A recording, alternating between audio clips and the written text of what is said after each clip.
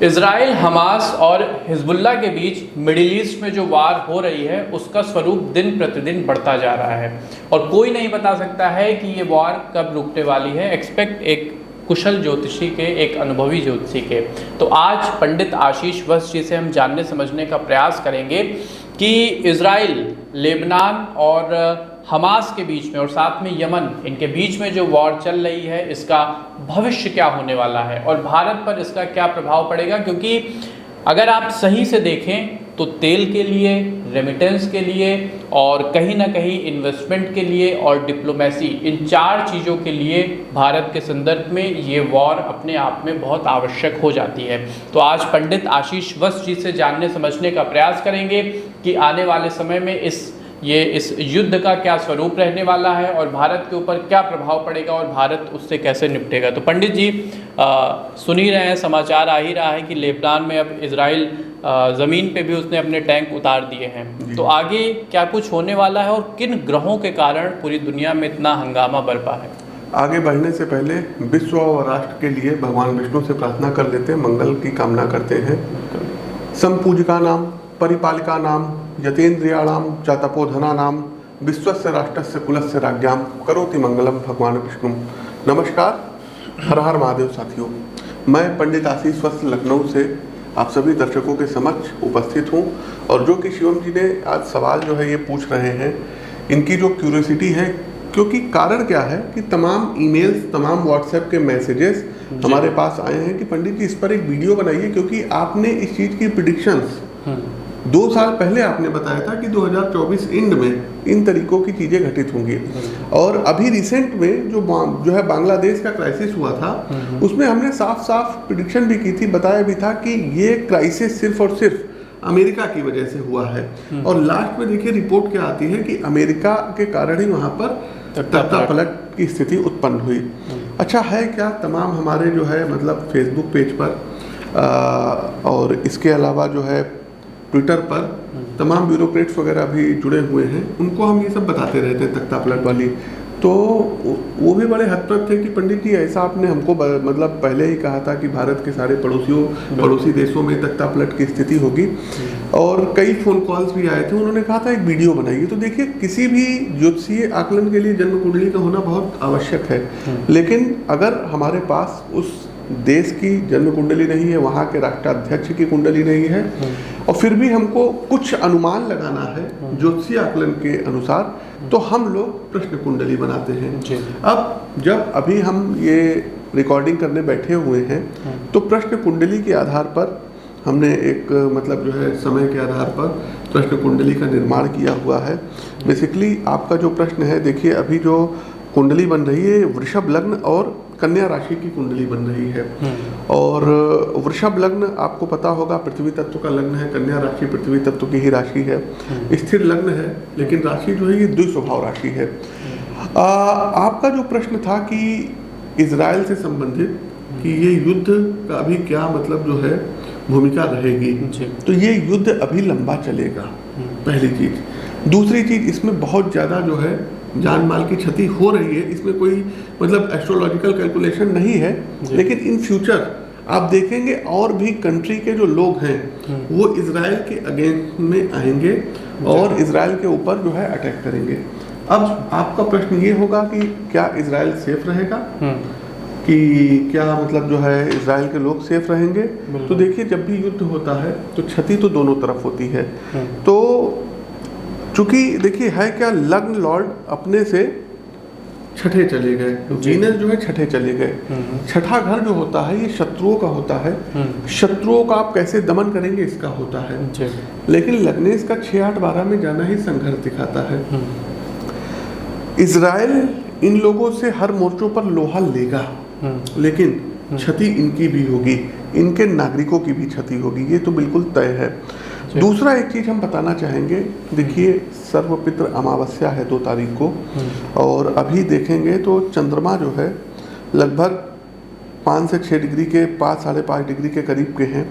और सूर्य और चंद्रमा जब ये आपस में युति बनाते हैं तो अमावस्या दोष का निर्माण करते हैं।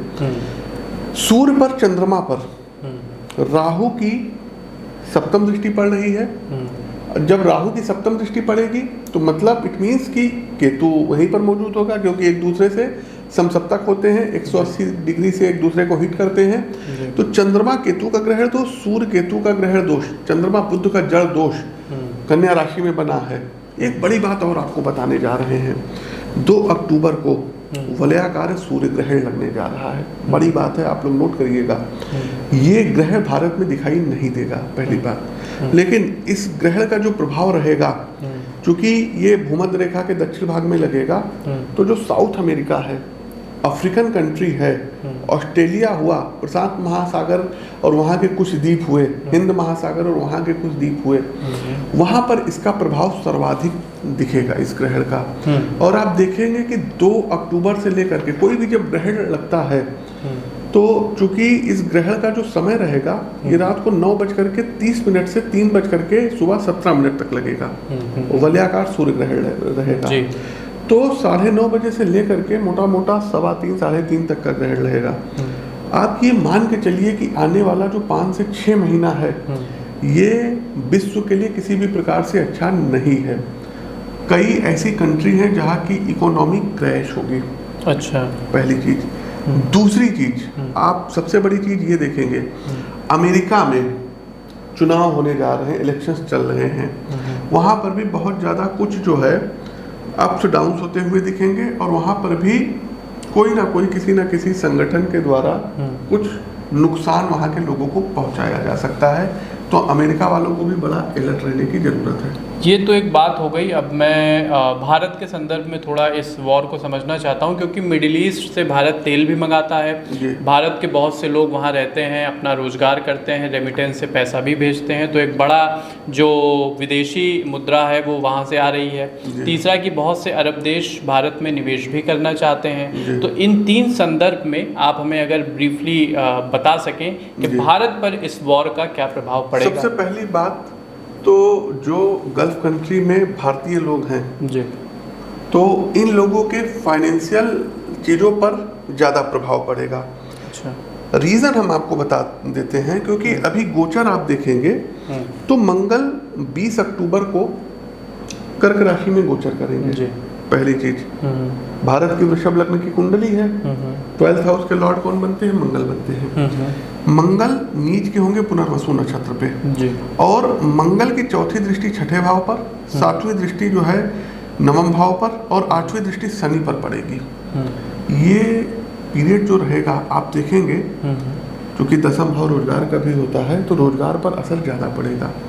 जो गल्फ कंट्री के हमारे भाई बहन वहाँ पर हैं, उनके रोजगार पर संकट आ सकता है, पहली चीज। दूसरा, इकोनॉमी के दृष्टिकोण से भारत के लिए अच्छा नहीं रहेगा। हाँ, ऑयल के प्राइस वगैरह जो हैं ये बढ़ेंगे। अच्छा, क्योंकि वहाँ पे मिडिल ईस्ट में एक बड़ा हिस्सा भारत का आता है, तो इस कारण ऑयल के प्राइस बढ़ेंगे। अच्छा, तीसरा एक पॉइंट मैंने जो पंडित जी बताया था कि इसमें अरब से बहुत बड़ा एक निवेश भी भारत में आने वाला है। तो क्या अगर इस वॉर का स्वरूप फैलता है और सऊदी अरब और यूएई तक ये वॉर जाती है, या किसी भी अप्रत्यक्ष रूप से वो लोग इसमें इन्वॉल्व होते हैं, तो क्या भारत का निवेश भी प्रभावित होगा? बिल्कुल, बहुत सही आपने क्वेश्चन पूछा है जी। हमारे अनुसार अब आपने जब क्वेश्चन पूछ लिया, तो शनि की 3री दृष्टि 12वें भाव पर पड़ रही है। 12वां भाव जो होता है ये अत्यधिक व्यय का होता है, तो हमको नहीं लगता कि भारत में अभी वहां से कोई निवेश आएगा। अच्छा, इसका रीजन पता है क्या है शिवम जी?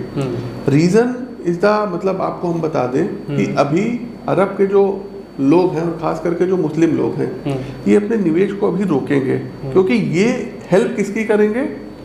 जो आतंकी संगठन है। अच्छा, अप्रत्यक्ष रूप से कहीं ना कहीं ये मुस्लिम कंट्री मिल करके इन लोगों की हेल्प करेंगे। ठीक है, तो ये एक पॉइंट हो गया। आखिरी पॉइंट हम अपने इस वीडियो में पंडित जी से समझ लेते हैं, जो कि डिप्लोमेसी का पॉइंट है, क्योंकि कहीं ना कहीं इस वॉर के बाद मिडिल ईस्ट में 2 ध्रुव बन रहे हैं। एक में सऊदी अरब है जिसको अमेरिका लीड कर रहा है, और एक में मोटा मोटा ईरान, इराक और रूस हैं, जिनका कहें कि जिनका अगवा रूस बना हुआ है। तो क्या भारत यहाँ अपनी डिप्लोमेसी को कैसे संतुलित करेगा, और भारत की इंटरनेशनल पॉलिटिक्स पर इसका क्या प्रभाव पड़ने वाला है? देखिए, भारत जो है पहली बात तो किसी के बीच में पड़ेगा ही जी। नहीं भारत की डिप्लोमेसी की यदि हम बात करें। शिवम जी, अगर रशियन फेडरेशन ने, रूस ने जी। युद्ध को अब ना रोका, चाहे रूस यूक्रेन वार हो, चाहे ये अरब कंट्री, गल्फ कंट्री के लोग साथ दे रहे जी। हैं, तो आने वाले समय में रशिया अब बहुत ज़्यादा कमज़ोर होगा। उसकी जो इकोनॉमी है वो बिल्कुल तबाह हो सकती है, क्रैश हो सकती है। हमारी एक प्रिडिक्शन है, आप अपने इस पर नोट कर लीजिएगा और तमाम दर्शक इसके साक्षी रहेंगे जी। और रही बात अमेरिका की, तो अमेरिका तो चालाक जो है लोमड़ी है, इधर का भी जो है मतलब दोनों तरफ से फायदा, पट भी तेरी वही वाला हाल रहता जी, है। जी। तो अमेरिका एक चालाक लोमड़ी है। भारत को इन दोनों से बचना चाहिए अभी, और किसी भी प्रकार के युद्ध में भारत को अभी इंटरफेरेंस नहीं करना चाहिए, अप्रत्यक्ष रूप से नहीं, अप्रत्यक्ष किसी भी रूप से नहीं करना चाहिए, क्योंकि आने वाले समय में आप देखेंगे भारत, इस मंच के माध्यम से हम प्रिडिक्शन कर रहे हैं, भारत संयुक्त राष्ट्र संघ का, यूएनओ का स्थायी सदस्य बन सकता है। ये हमारी प्रिडिक्शन है, आप लोग नोट कर लीजिएगा। तो ये जैसा आपने जैसा देखा दर्शकों, एक बहुत ही इंटरेस्टिंग वीडियो था। वर्ल्ड पॉलिटिक्स के नज़रिए से पंडित जी ने हमें बताया कि अभी इस वॉर का क्या स्वरूप होगा। और एक चीज़ और देखिए शिवम जी, मंगल का गोचर जब कर्क राशि में होगा तो शनि की जो 7वीं दृष्टि है ये सूर्य के घर पर पड़ेगी, मतलब सिंह राशि पर पड़ेगी। तीसरी दृष्टि जो है मेष राशि पर पड़ेगी और 10वीं दृष्टि वृश्चिक राशि पर पड़ेगी। तीनों दृष्टियां शनि की हाहाकार मचा देगी। ऑयल के जो रिसोर्सेज हैं इस पे तमाम जो है देखिएगा, ये लोग जो है इजराइल वाले बमबारी करेंगे, तमाम जो है जो मतलब उनके लीडर्स वगैरह हैं, तमाम लोगों को जो है मतलब ये चुन चुन करके और डिप्लॉय करके मारेंगे। चूंकि जो जन्म कुंडली का 10वां भाव होता है ये अंतरिक्ष का भाव होता है, आकाश से लड़ाई, मतलब बोल सकते हैं कि जो एयरफोर्स की जो लड़ाई होती है इसको भी 10वें भाव से जज किया जाता है। तो ये देखिएगा, ये मतलब अधिकतर हवा के द्वारा जो है लड़ाइयों में इजराइल जो है बहुत ज़्यादा अगले को क्षति पहुंचाएगा और इसका एयर डिफेंस सिस्टम काफ़ी अब मजबूत रहेगा। ठीक है, तो ये एक ब्रीफ वीडियो हमने बनाया और समझा कि इस वॉर का क्या स्वरूप होने वाला है और भारत के ऊपर इसका मोटा मोटा क्या प्रभाव पड़ेगा, जिसके विषय में पंडित जी ने डिटेल से बात की। वीडियो आपको कैसा लगा हमें कमेंट बॉक्स के माध्यम से बताइएगा और इस वीडियो को अगर 10 से 15 लोगों के साथ शेयर करके आप हमें स्क्रीनशॉट भेजते हैं तो आपको हमारी ओर से एक अभिमंत्रित रुद्राक्ष फ्री ऑफ कॉस्ट भेजा जाएगा। और किस विषय पर आप ज्योतिष संबंधी ऐसा इंटरेस्टिंग वीडियो चाहते हैं वो हमें कमेंट बॉक्स के माध्यम से ज़रूर बताइए, जिससे हम ऐसे अपडेट आपके लिए लाते रहें। तो हमें दीजिए आज्ञा, मिलते हैं अपने अन्य ज्ञानवर्धक और जानकारी से भरे कार्यक्रम में। तब तक के लिए आप सबको हमारी जय राम जी।